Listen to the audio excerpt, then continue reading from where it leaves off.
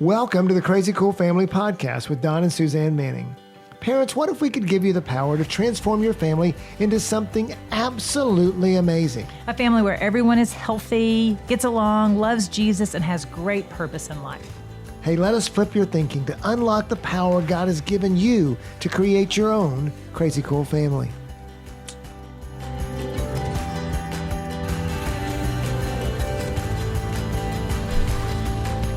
Hey parents, welcome to the Crazy Cool Family Podcast with Don and Suzanne Manning. Today we're going to talk about how to bring about lasting change in your family. Yeah, I think that so many times with families that we see things that we want to change, and then I don't know if you're like me, but I don't have the follow through, and so it doesn't stay changed. Well, it goes back to the way that it was. Yeah, we have these things that frustrate us. And we don't know really what to do about them. And it seems like even if we do try, it seems like it doesn't work, that the same things keep happening over and over again. You know, maybe, isn't that definition of insane when you keep doing the same thing and expect something different? I mean, you know, like, for example, maybe your kids yell at each other all the time. Right. And you would like to see them love each other and get along.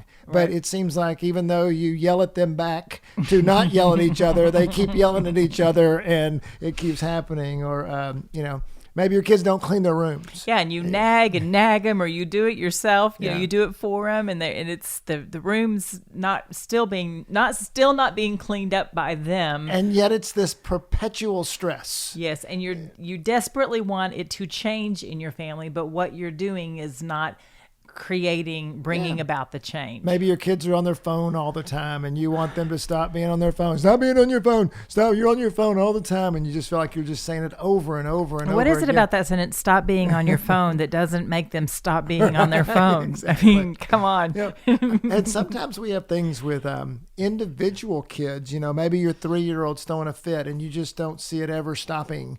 And you don't, no matter what you do, you can't seem to change it. Or, you know, your kid's procrastinating about their homework and you feel like you have to, one child in particular, maybe you have to nag them all the time. So let's define that let's put a word to these things that we're talking about, and we call them values. Mm-hmm. So what is, and for, you know, you may have big values, you may have small values. Some of them are, you know, big concepts and some of them are little. Maybe you just want everyone to put their shoes in a certain place. Like, you know, we had a family that, remember, they put their shoes right outside the door all the time. Mm-hmm. And the mom was just like, that was a value in their home. You knew when you came in their house, you put, and she had it down. Everybody put their shoes right there. It's like, wow, that's so cool. Well, and so we did that too, but we didn't have it. We did it in a basket. And so as you walk in the door, you throw it in the basket, or even the boys, before they go upstairs, they put their shoes, or the shoes are close to the basket. They might not fully be in the basket, and their shoes are so big right now. Yeah, I was going to say, did those shoes really, I don't think they all go in the basket. But I do remember, I mean, that's such a good one to bring up, Don, because I do remember when they were little and there was, you know,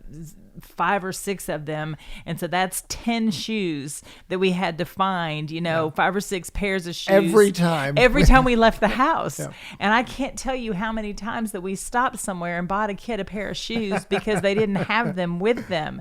And so that's what dictated how we got the system of the shoes are by the door and the baskets, and they're in a basket, because if they weren't in a basket, then they were all around where the door was. I never put my shoes in the basket. No, I never did either. No, we actually took our shoes all the way to our room in our closet where they belong. What is a value? You can see that's like that. So, you know, we're laughing about shoes, but I mean, you know, if you can solve shoes in your home, that may be a big deal. But you know, a value might also be that you, like we were saying, you want your siblings, you want your kids to get along with each other. You want them to be best friends. That's a big value. You know, that's hard to do, but one of the things that we encourage. So, what is a value? It's a concept that's important to you. Mm-hmm. So just think of it. So when we think about these, how to build lasting change, and guess what, parents? If you're going to build a crazy cool family, you got to figure out how to build values in your home.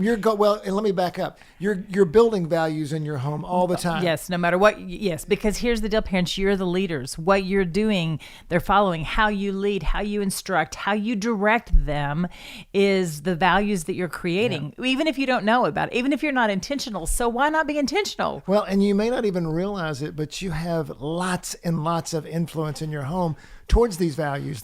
You can change them, guys, right? If you don't like them. Yeah, and how do we do that? So today we're kind of just prepping all this the first few minutes to say, we're going to show you some things about building lasting values in your home, values you're going to want and values that are going to be super cool. Because I'm going to jump to the end a little bit and come back.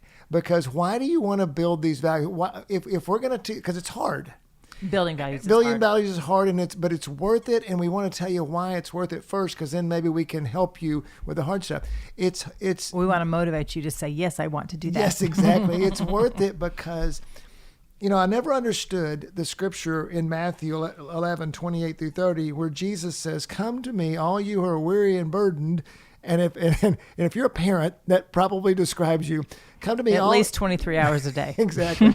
Come to me, all you who are weary and burdened, and I will give you rest. Take my yoke upon you and learn from me, for I am gentle and humble in heart, and you will find rest for your souls. For my yoke is easy and my burden is light. And I'm like, anybody who ever's raised a family, that verse does not apply. But it does. Later I learned, and when I was first in my parenting, I would say that. But later I learned, because when you build values, when you build those things that work and get everybody's buy-in and everybody's working on the same page, that's when family becomes so much easier. Yeah, because it's like you're all on the same team. You're all working together. And so when you all work together, your burden is easy. So let's talk about how to build values in your home. And it's not by nagging and responding every time that value's not met. Yeah, and so to start off with, ask God. Psalms 127:1 says, "Unless you build a house in vain, you who build it labor in vain." And so, unless you build a house, those who build it labor in vain.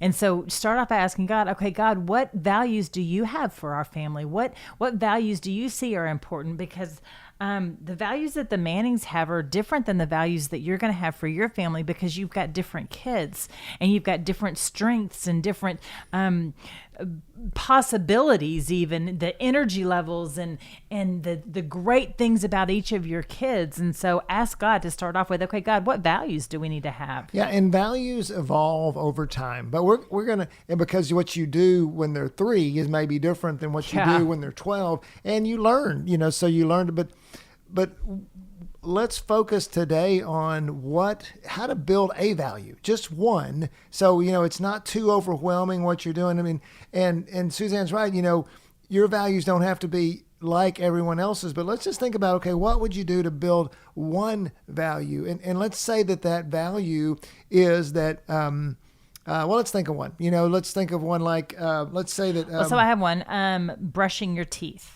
And so that was a value. That was a value to us. It was important to us. I remember us having a teaching early on that said, if you will train your children to brush their teeth, then you're going to save tons of money with dental issues and all that stuff. And so that was something that we made sure that they had toothbrushes that they liked, and they had toothpaste and all the different things.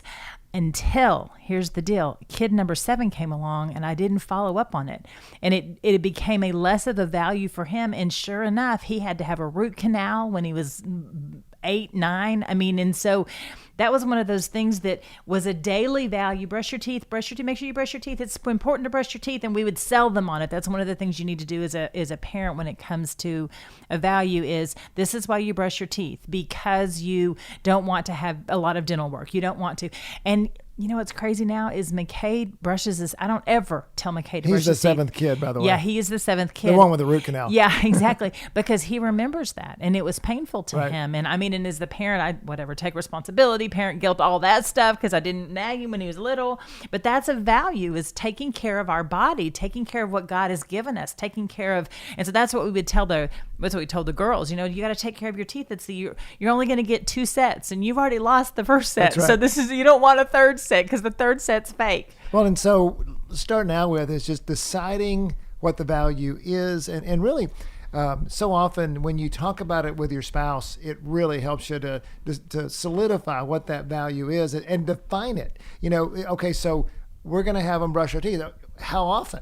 Is it every night before they go to bed? Is it 3 times a day? And, and what is that value? Because you want to be consistent, because one of the things that it really helps is if you and your spouse share the values and sell the values together, so that when Suzanne's gone and if I say, oh, it's not that big a deal if you brush your teeth, guys, whatever, they're going to gravitate towards that, and it's not going to sell the value as well. Oh, and I just had this thought too that I want to share.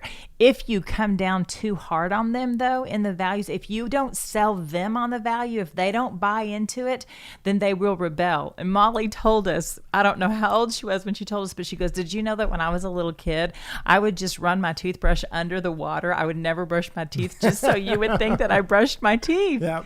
And so it's like, if you come at it with, Molly, brush your teeth. Did you brush your teeth? And just you back them up against the wall and you force them to follow your values, they're not going to. The whole goal is to get buy-in. The whole goal is for them all to build the value. And it's one of those things that's really counterintuitive, but your anger and your forcefulness towards a value may have the opposite effect of that value. In fact, what you may do is, instead of creating kids that value the values, they lie.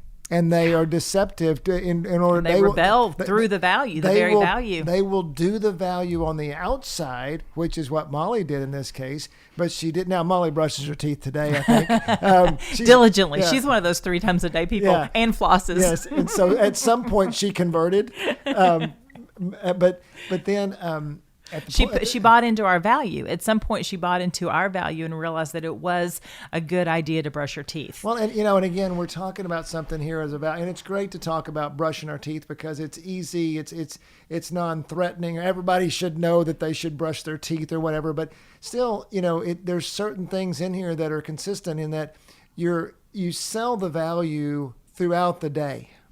In other words, we don't just nag about it at bedtime, but maybe after we eat something, man, wasn't that great food? We probably should go brush our teeth now and get rid of all that stuff so we can make our teeth clean. But your teeth look so good. Yes, why? definitely. Wow, your teeth look so white. Or wow, do you see how yellow your teeth are? I think it's time to brush your teeth. Yeah. And even I even go back to thinking about with Molly, if I would have said, Molly, how many times a day do you want to brush your teeth? How often do you want to brush your teeth? What's it going to take for you to want to brush your teeth?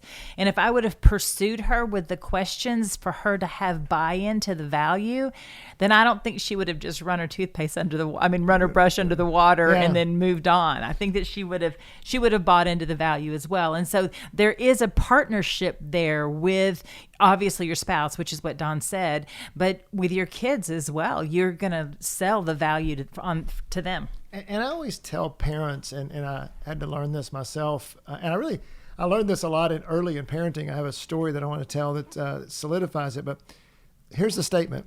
Real change takes time. Real change takes time. And my story I always tell with this is that when we first got married, when we got married, Molly was 2, and so I got an immediate initiation into parenting, and then we had 3 girls in 3.5 years. So that made a total of 4. Yes, and so right? all of a sudden there's all these little kids, and I have little girl kids, and I've never parented before, and I am just so. And he only had one big sister that was how many? Yeah, 7 years older, and I'm clueless, and so can't you just see it now? But I am determined about certain things, and if you know me, I'm a pretty determined person. So one of the things that really bugged me was when my little girls said, "Shut up." And I can't even always say the word right now because it's just, that. So I would say, don't say that word. Don't say shut up. Don't say, and I felt like I would do it over and over and over again. And they would still say shut up all the time. Shut up, shut up, shut up. And I'm like, and it wasn't, so a lot of the times kids will mirror what their parents are saying, but that wasn't something that we said. Like, we think that that's rude and it's disrespectful. And so Don and I didn't say shut up to each other, and we didn't say shut up to the children. Now, don't get me wrong. There were times I wanted to. I was like, oh. And anything would have been acceptable. Be quiet. Yeah. Would you stop talking? Yes. But it was always that word, and they wouldn't stop saying it. And I'm like, oh my goodness, my kids they don't get it. They don't get it. He would say, I think our kids are stupid. I was like, why can't they learn how to say, not to say shut up? I mean, it's taken weeks and months, and and one day it just stopped. I don't know when it was. There wasn't some revelation. It wasn't some light that shone down and said, but someday they got, and it made me realize that it just takes time. Mm-hmm. And that if I want to do something right, and it was great because I learned it very young in our family that if I want to, another time it came up was when I started coaching kids baseball. Mm-hmm. And I learned that, I would go out and we would do a drill for our 6-year-olds playing baseball, and I would think, oh, we got this now. And I'd come back to the next practice and we're totally clueless. But what I learned is it took a whole season really to get them to swing a certain way, to get them to hit a ball. And we got so much better because we were consistent with things by the end of the season than we were at the first. But it takes what seems like forever to really implement a value.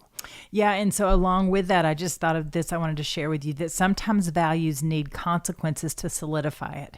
And so I think about the shut up. The consequence was if they said shut up, we would wash their mouth out with soap. And so we would take a bar of soap. That was the plan. Hey, stop.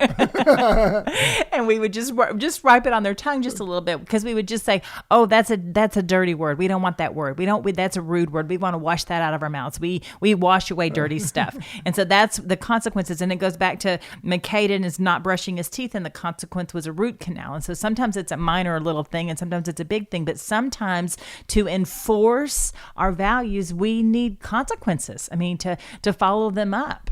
I mean, one of the biggest values that we had in our family was you don't lie.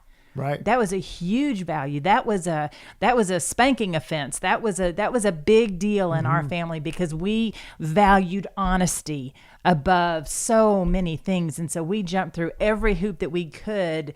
I mean, including not backing our kids in a corner so they felt like they had to lie, so that they weren't safe, so they had to get themselves out of it. So let me bring this a little bit in focus. We've been bouncing around a little bit, which is good. I mean, but really that's what happens and that's what I want to do. I want to kind of bring it into focus is we've said that because most parents, here's how they want to implement a value.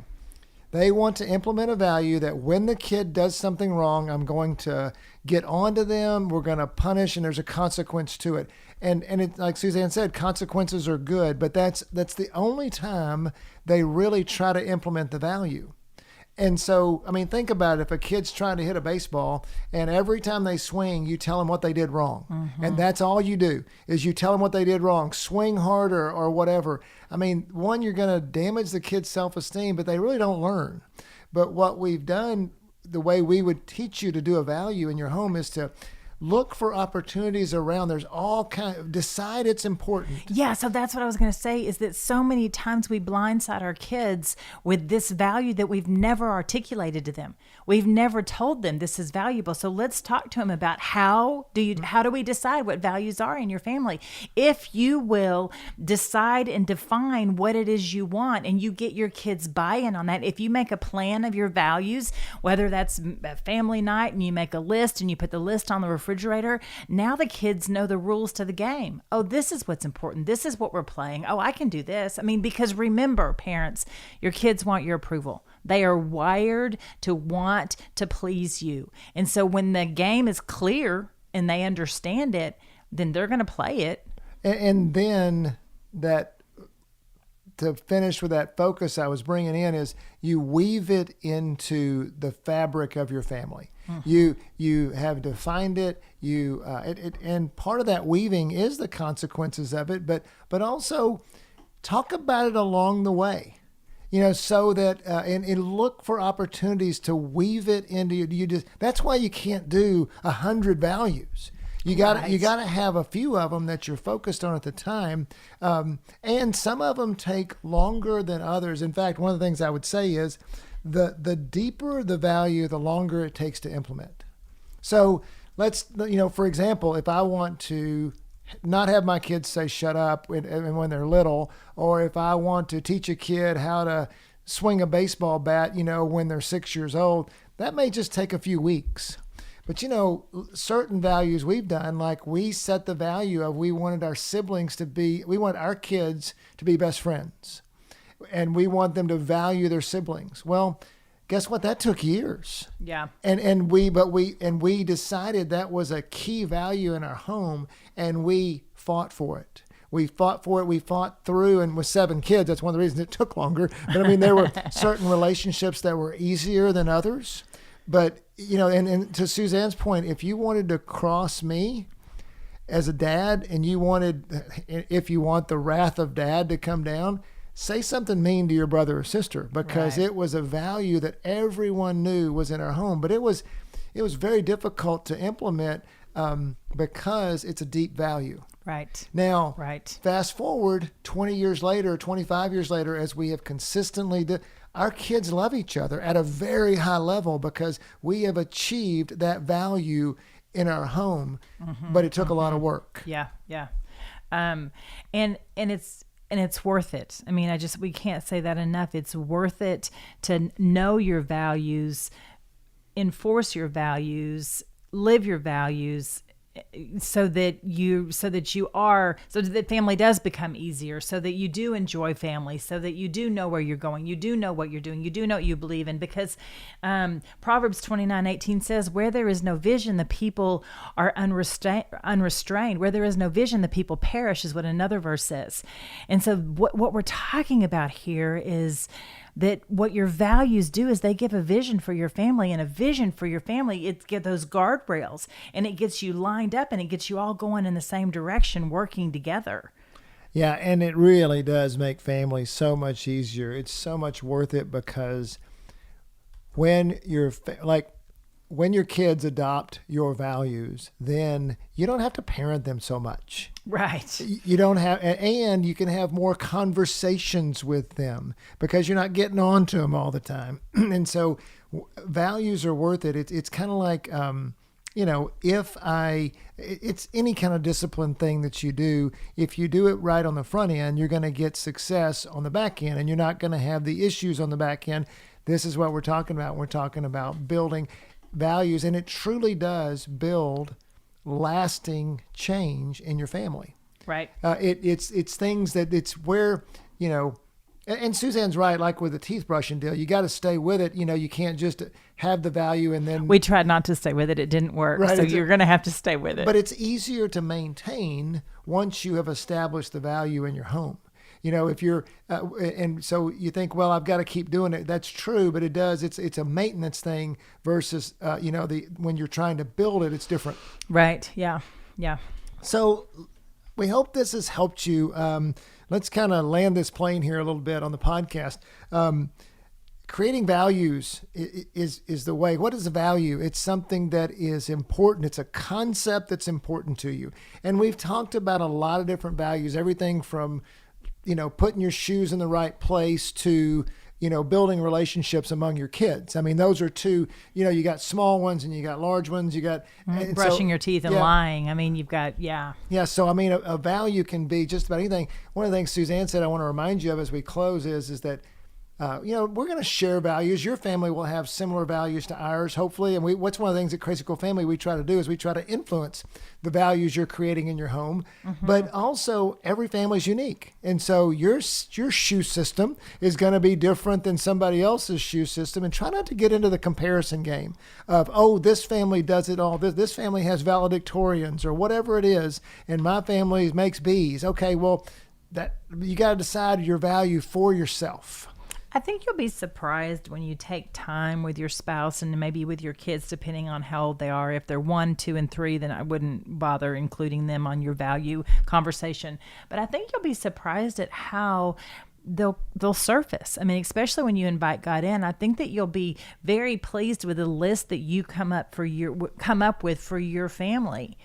Yeah, and they're worth it. We hope we've given you some very practical ways to build them in your family. And remember, the deeper the value, the longer it takes, but it's worth it. Family's worth it. And the more you build these values into your home, the easier it's going to become, and just the better your family is. Yeah, I mean, it just goes back to where you started the podcast. Let's end it with Matthew 11, where it says, "Come to me, all who are weary and burdened." Okay, come on, moms and dad, that's where we are. Mm-hmm. That's where we are. And he says, "I will give you rest." Okay, well, one of the ways that he gives us rest is through these values. Take my yoke and learn from me. Okay, God has told us so many ways.